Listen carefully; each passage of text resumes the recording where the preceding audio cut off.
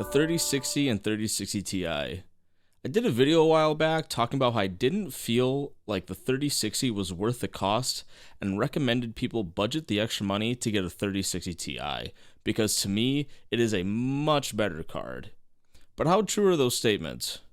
Today I'm going to be doing the ultimate testing between the two cards to see how large the difference is at every resolution and multiple graphic settings.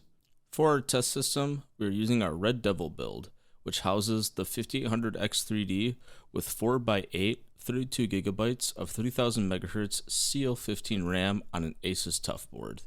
Let's get right into it and take a look at Red Dead Redemption 2. Starting at 4K with the mid preset, the 3060 Ti averaged about 50 FPS, and for the 3060, it was honestly about the same. The highs and lows were a bit more in favor of the 3060 Ti, but on average, they were pretty close to the same, which is quite a shock. Moving on to 1440p resolution at the max preset, the 3060 Ti pretty easily stays above the 60 FPS mark, averaging about 67 FPS, which is pretty great. Looking over at the 3060, it seems to be struggling a bit more. I wouldn't call it unplayable by any means, but it definitely stuck below 60 FPS almost the entire benchmark, averaging 54 FPS. So this is where we start to see some separation between the cards. Finishing off Red Dead Redemption 2 with 1080p max settings, both cards do very well. 3060 stays well above the 60 FPS mark, averaging about 69 FPS. Nice. The 3060 Ti does give a very high refresh rate at 84 FPS, but it depends how much that extra FPS really means to you. Moving on to Cyberpunk 2077, we are starting with 4K resolution at high. The 3060 Ti gives a barely playable experience, sticking at around 30 FPS with a 28 FPS average. The 3060 likewise didn't fare any better, averaging about 23 FPS. Switching to 4K medium settings, the 3060 once again struggles, not gaining much performance over the high setting with a piddly 27 FPS average. The 3060 Ti is also once again pretty poor, averaging 33 FPS. Finally, we put it down to low at 4K, but still couldn't get 60 FPS on either card. The 3060 Ti gave a semi-playable experience, but it really wasn't great, averaging 46 FPS. The 3060 averaged 38 FPS, which also was barely playable. Hopefully bumping it down to 1440p helps these two cards out. We started with the high preset once again, and the 3060 Ti almost does pretty well here, averaging 56 FPS.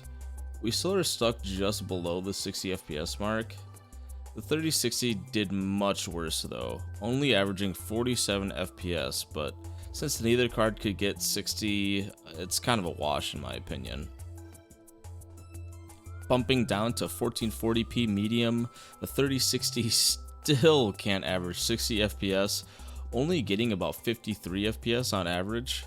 But the 3060 Ti finally averages over 60 FPS, sitting at about 64, which is a pretty big win over the 3060, delivering an acceptable experience at 1440p in my opinion.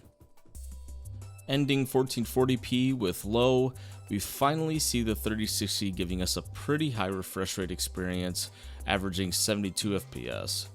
The 3060 Ti once again does quite a bit better, averaging about 86 FPS.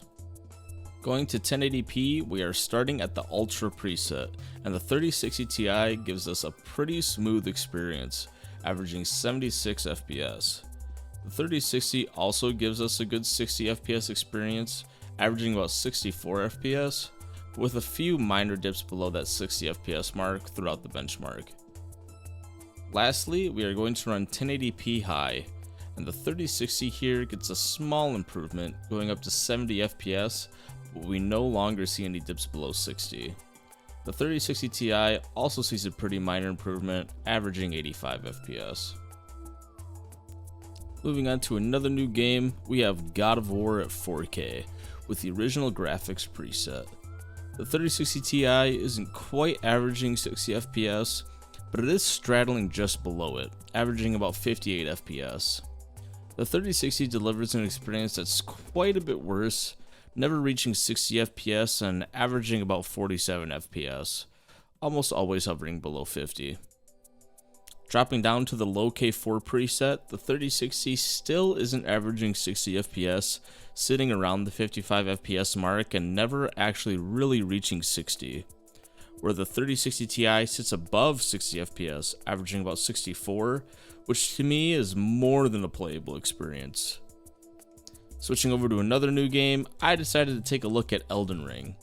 This game has a 60 FPS cap, so we are testing to see which one of these cards can keep solidly at that mark. Starting with 4K maximum preset, the 3060 Ti struggles to keep at a playable FPS. Once we go through more difficult areas like the woods, the FPS dips down below 40, and the 3060 does even worse, averaging only about 30 FPS and looking pretty choppy. Bumping it down to 4K at the high preset, we still only average around the 40 FPS mark with the 3060 Ti, so not great. And once again, the 3060 only sticks around the 30 FPS mark here as well, although it appears less choppy. We go down a little bit further with the 4K medium preset, and the 3060 Ti still can't get close to 60 FPS, remaining around the high 40s and low 50s. The 3060 is doing a little bit better here, but it is mostly hovering around the high 30s in FPS.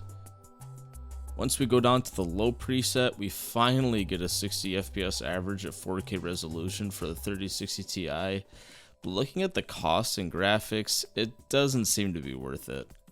For the 3060, even at low, this card can't seem to get close to a 60 FPS average, staying stuck at the low 50s for the most part. Let's try bringing it down to 1440p and see what we get. We're running the game at 1440p max preset, and unfortunately, the 3060 still can't get a 60 FPS average. It probably needs to go down to the medium to consistently stay at 60, but for the 3060 Ti, it pretty consistently sticks around 60 FPS. We do see some dips in more difficult areas, but if the FPS counter wasn't running, I don't think I would notice the dips at all. A pretty impressive performance at 1440p for the 3060 Ti. And even though I didn't test the game at 1080p, I think it's safe to say that both cards can run this game at max settings with 60 FPS pretty easily at that resolution. Switching over to one of my favorite games to benchmark, we're taking a look at Spider-Man Remastered. Starting with 4K very high preset, we see the 3060 Ti very easily and nicely keeping slightly above the 60 FPS mark, making a very smooth experience. The 3060 had a very similar experience, although it had an occasional dip I didn't see on the 3060 Ti, but I think you could overall say both cards performed the same at this resolution. Going down to 1440p, very high settings, the 3060 has a great time, averaging almost 70 FPS most of the time. The 3060 Ti offers a very high refresh rate experience at this setting, averaging over 75 FPS and even jumping up to the 90s in some places. Bumping up and adding 1440p very high ray tracing, we actually still see a pretty fantastic experience with the 65 FPS average for the 3060 Ti. The 3060 here is honestly averaging a very similar experience, only being a couple frames behind. Switching to 1080p with very high ray tracing, we honestly get an almost identical experience to the same settings at 1440p for the 3060. The 3060 Ti also gave an amazing experience, almost averaging 75 FPS swinging around the city. Removing ray tracing for 1080p very high, we see the 3060 averaging a pretty staggering 80 FPS. The 3060 Ti does even better, averaging over 100 FPS for an extremely high refresh rate experience.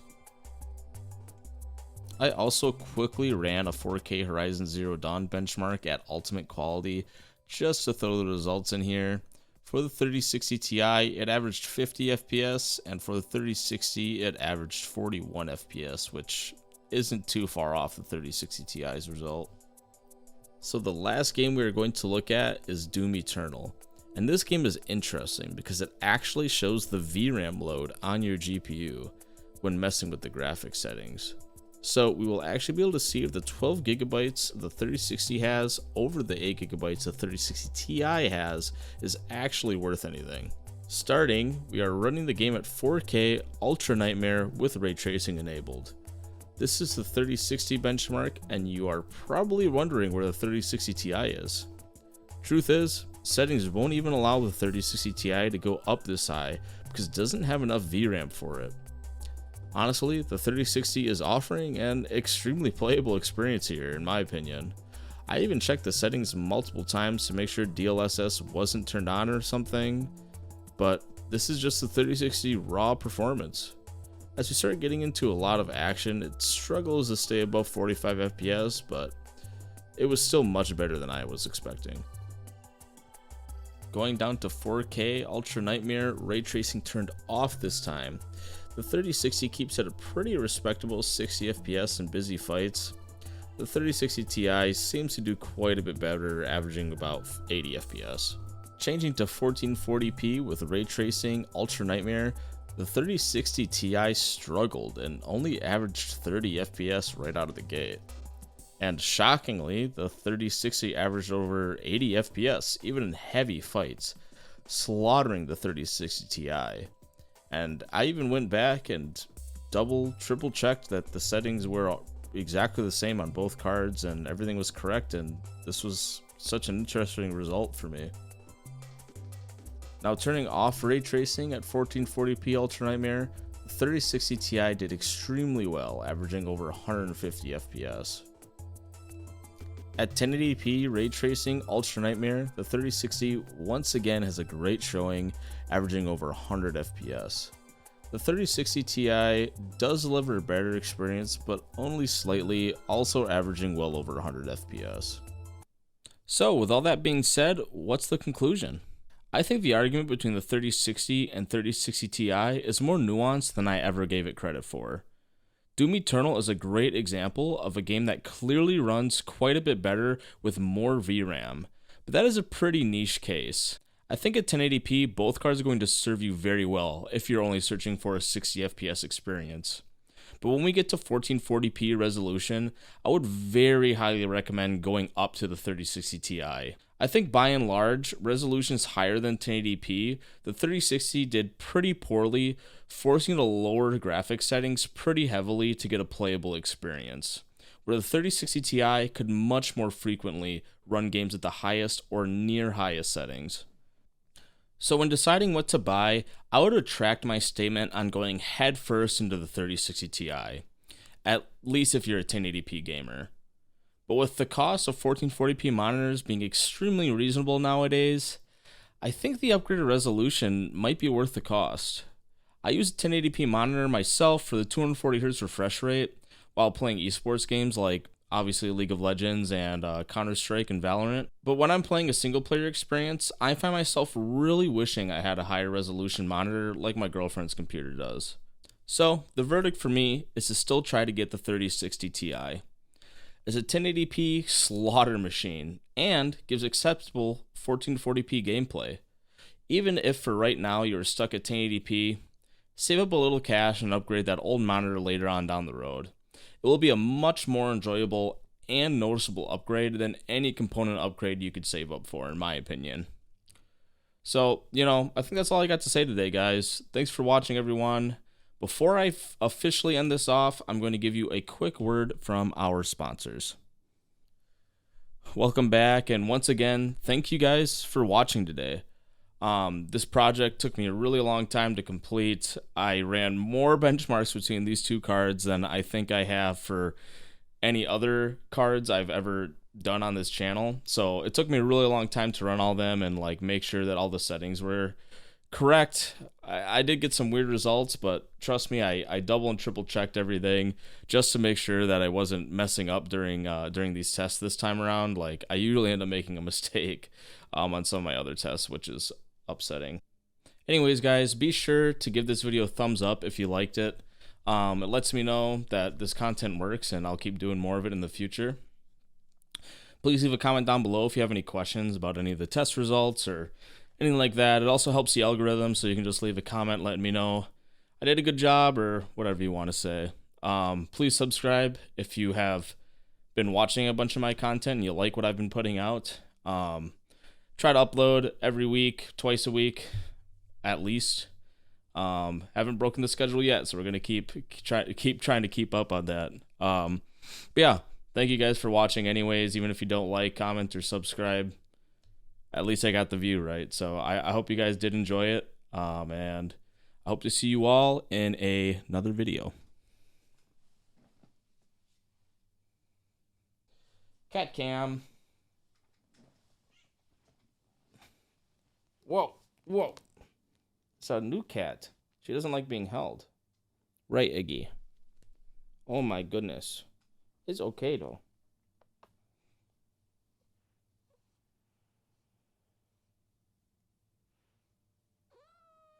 Iggy cam.